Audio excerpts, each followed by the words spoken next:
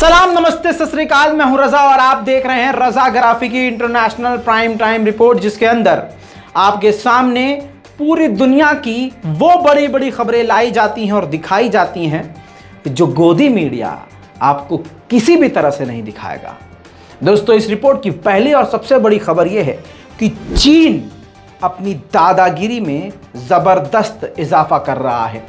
America इस बात को क्लियर कर चुका है, डिक्लेयर कर चुका है कि पूरी दुनिया में सबसे खतरनाक और ताकतवर समुद्री सेना अगर किसी के पास है तो वो चीन की है।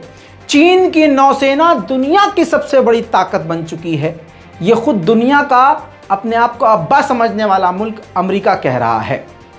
इन सब के बावजूद तस्वीरें जो सैटेलाइट से आई हैं और कुछ तस्वीरें जासूसी के जरिए कुछ एजेंसियों ने पब्लिक के सामने रखी हैं, जिसके बाद इंटरनेशनल मीडिया में आई वो तस्वीरों ने पूरी दुनिया को सख्ते में डाल दिया है।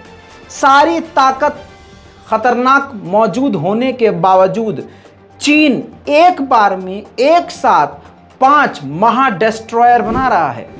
ये रिपोर्ट आपकी स्क्रीन पर लगी हुई इस तस्वीर को ध्यान से देखिए, जहां मेंशन किया गया है 1 नंबर, 2 नंबर, 3 और 4 और 5 एक साथ 5 डिस्ट्रॉयर बना रहा है।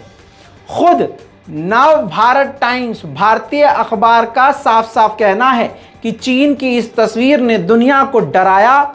सबसे बड़ी नौसेना फिर भी एक साथ 5 डिस्ट्रॉयर बना रहा है ड्रैगन। जानकारी के लिए बता दूं कि डालियान शिपयार्ड में एक साथ 5 टाइप 052D विध्वंस बना रहा है चीन। चीनी नौसेना में पहले से ही 25 टाइप के 052 विध्वंस यानी डिस्ट्रॉयर शामिल हैं। दुनिया के सबसे शक्तिशाली युद्धपोतों में शामिल है टाइप 052 विध्वंस। जी हां, क्या समझे आप? भारतीय अखबार के जरिए भारतीय अखबार ने एनबीटी ने लिखा है कि पूरी दुनिया के सबसे खतरनाक डिस्ट्रॉयर में शामिल है। ये जो डिस्ट्रॉयर पहले से उसके पास 25 से 30 मौजूद हैं, लेकिन 5 और बना रहा है। एक बार में 5 बना रहा है और लगातार ये बना रहा है और इससे पूरी दुनिया खौफजदा है। सबसे ज्यादा खतरा भारत को है, लेकिन भारत में लवण भास्कर लगे हुए हैं लड़वाने में सिर्फ हिंदू मुसलमान को। कभी हैदराबाद में दंगा करवाने की लवड़ासुरों की कोशिश है, कहीं दिल्ली में कोशिश है, कहीं मुसलमानों को गाली दी जा रही है। अब बात मुसलमानों तक नहीं रही मेरे दोस्तों, अब हुजूर पाक सल्लल्लाहु अलैहि वसल्लम, यानी ये देखिए कि मुसलमान पर इतना जुल्म किया गया, भारत के मुसलमानों को इतना पीटा गया, जुल्म की इंतहा ये हो गई और मुसलमान का सब्र, अल्लाह अकबर, कि मुसलमान खामोश रहा। लेकिन अब रेड लाइन को क्रॉस किया जा रहा है, हुजूर पाक को अब सीधी सीधी गालियां देना शुरू किया जा चुका है। हालांकि उस काले सुअर को हैदराबाद पुलिस ने गिरफ्तार कर लिया है, लेकिन सवाल यह है कि ये कितने दिन में छूट जाएगा। और आज इस रिपोर्ट को शेयर रखिएगा, वो बहुत जल्द छूटेगा। अब भारत की गलती इसको कहिए या समझदारी, भारत अमेरिका के साथ उत्तराखंड में बहुत खतरनाक तरीके से अपनी पूरी ताकत के साथ मिलिट्री ड्रिल कर रहा है। अमेरिका भी मौके पर फायदा उठा रहा है और चीन को डराने और धमकाने की कोशिश कर रहा है, या कहा जाए आग में घी डाल रहा है, और वो कामयाब भी हो गया। अब चीन की तरफ से बड़ा बयान आया और चीन भड़क गया। चीन ने कहा भारत और चाइना यानी भारत और हमारे बॉर्डर के मुद्दे पर, डिस्प्यूट पर, लड़ाई पर तीसरे देश की उंगली हम नहीं झेलेंगे। तीसरा देश अगर बीच में बोलेगा तो हालात खराब होंगे, और ये इंटरनेशनल लॉ का उल्लंघन है जो भारत अमेरिका कर रहे हैं, और ये सीधा भड़काऊ काम है। दोस्तों, चीन की आबादी भी आप समझते हैं कितनी ज़्यादा है, दुनिया में सबसे ज़्यादा। लेकिन आप जान लीजिए कि गर्मी सिर्फ आपके भारत में इतनी नहीं पड़ रही है, चाइना में जितनी पड़ रही है, अजी इतनी पड़ रही है कि ये देख लीजिए, पंखे के आगे लोग बर्फ़ की सिल्लियाँ रख रहे हैं और उस प्रकार से गर्मी से बचने की कोशिश कर रहे हैं। भाई साहब, एसी तक काम नहीं कर रहा है। उधर चीन की दादागिरी को देखते हुए ताइवान ने भी अपने रक्षा बजट को बढ़ा दिया है। जी हाँ, 14.9% बजट उसने अपना रक्षा का बढ़ाया है। चाइना की दादागिरी यहां नहीं रुकी है। ऑस्ट्रेलिया के साथ भी आपको पता है कि उसकी भुड़न चल रही है, लेकिन चाइना भी भाई साहब कितना चतुर और कितना दबंग है, आप इस बात से अंदाजा लगा लीजिए कि एक प्राइवेट आइलैंड है बिल्कुल ऑस्ट्रेलिया के दरवाजे पर। ऑस्ट्रेलिया है और उसके बेहद करीब एक प्राइवेट आइलैंड है जो किसी ऑस्ट्रेलियन बिजनेसमैन का है। उसको भारी कीमत में चाइना खरीदने की प्लानिंग कर रहा है, और अगर ये आइलैंड चाइना के हाथ आ गया तो ये समझ लीजिए कि चाइना की मिलिट्री ऑस्ट्रेलिया के गेट पर पहुंच जाएगी।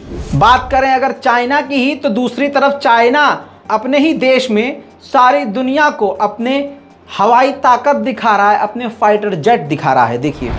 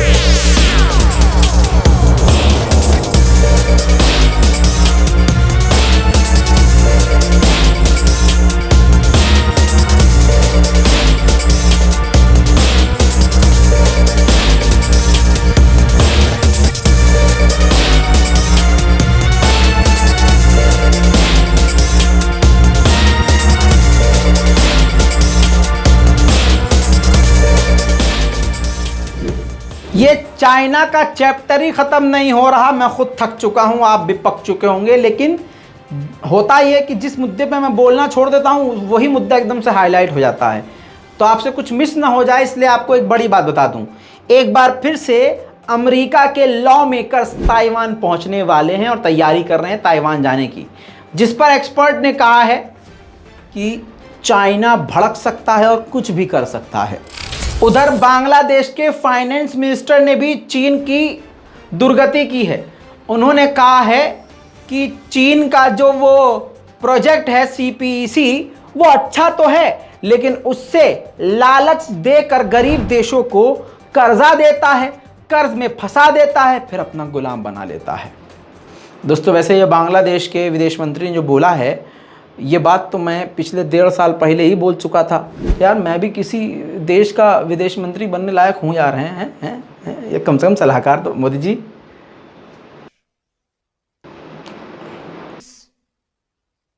अच्छा छोड़ो ना यार, तो सीरियस हो गया आप। नहीं मैं ही पत्रकार ही सही हूँ। उधर अल जवाहिरी तालिबान के सरकार के मौजूदगी में अफगानिस्तान की राजधानी काबुल में अल कायदा के लीडर अल जवाहिरी को ड्रोन के जरिए अमेरिका ने कत्ल किया, और बाइडेन ने अपनी पीठ थपथपाई थी और कहा था कि हमने मारा है। अब तालिबान ने बड़ी जानकारी दी। तालिबान ने कहा कि हमको बॉडी ही नहीं मिली अल जवाहिरी की। तो सबसे बड़ा सवाल कि क्या यह अमेरिका का प्रोपेगेंडा है या सच में जवाहिरी का कत्ल किया है इसने, या अल जवाहिरी सुमड़ी में निकल गए हैं और पोपट अमेरिका का बन गया है। इंतज़ार कीजिए, जानकारी निकालने की हम कोशिश कर रहे हैं, जल्द बताएंगे। वहीं अफगानिस्तान में महिलाओं की हालत अच्छी नहीं है। आप ये जानते हैं, नौकरी नहीं कर पा रही हैं, रोज़गार नहीं बना पा रही हैं, घर से बाहर निकलना उनके लिए एक बड़ी मुसीबत है। इन सब के बीच में अफगानिस्तान की महिलाओं ने बड़ा कारनामा कर दिखाया है। आपकी स्क्रीन पर देखिए, उन्होंने लाइब्रेरी खोल दी है। अफगानिस्तान की महिलाओं ने मिलकर एक महिलाओं के लिए ही, सिर्फ महिलाओं के लिए लाइब्रेरी खोल दी है। अच्छी बात यह है कि तालिबान की सरकार ने इसका विरोध नहीं किया है, इन पर गोलीबारी नहीं करी है, इनको गिरफ्तार नहीं किया है। दोस्तों वहीं खबर भी है और वीडियो भी है, लेकिन आपको वीडियो नहीं दिखाएंगे, ज़्यादा दिक्कत हो जाएगी।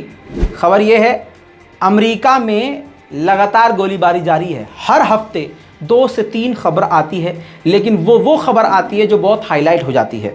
सिंपल कहना यह है कि आए दिन नहीं बल्कि रोज गोलीबारी हो रही है। हालात ऐसे हैं कि अमेरिका में फिर से गोलीबारी हुई है जिसमें 2 मारे गए हैं, 3 बुरी तरह से घायल हैं। आए दिन ये कांड हो रहा है अमेरिका में। वहीं दोस्तों दूसरी तरफ भारत भी अपनी ताकत को बढ़ाने पर पूरा जोर दे रहा है, बल्कि भारत ने अपनी ताकत को कई गुना बढ़ा भी लिया है। सितंबर में भारत INS विक्रांत को लॉन्च करने वाला है। ये वो एयरक्राफ्ट कैरियर है जो भारत का सबसे शक्तिशाली होगा। एयरक्राफ्ट कैरियर वो होता है जो चलता फिरता एयरपोर्ट होता है समुद्र के अंदर, जिसके ऊपर फाइटर जेट आराम से लैंड करते हैं और टेक ऑफ फुर से कर लेते हैं और हमला करके दुश्मन के ऊपर वापस आकर इस पर लैंड करते हैं। बहुत ही आसान ज़बान में, इससे आसान क्या बताऊं, अभी लिख के दूं क्या, मैसेज कर दूं क्या व्हाट्सएप पे? सुनिए, अब मामला सुन लीजिए क्या है।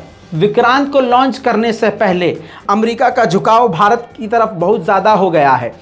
अमेरिका की एक कंपनी जो फाइटर जेट बनाती है, US एरोस्पेस, उसने अपने advance aircraft FA-18E super hornet fighter jet Bharat को ऑफर किए हैं कि भाई साहब आपके पास इतना बढ़िया अब एयरक्राफ्ट कैरियर है तो हमारा आप फाइटर जेट खरीद सकते हैं। अब भारत इस पर जवाब देने वाला है। जवाब क्या होगा इसका तो अंदाज़ा नहीं है, लेकिन मुझे यकीन इस बात पर है कि भारत खरीदेगा। 2 चीज़ें हैं, इससे भारत मजबूत भी होगा और ख़ुद मोदी जी को पैसे की ज़रूरत है। तो मान लीजिए 50 करोड़ का अगर इसका दाम है तो इसको 200 करोड़ मोदी जी लेंगे। आधा पैसा अपने, जब 50-50 खोकर में MLA नहीं खरीदने हैं क्या? हाँ भाइयों बहनों।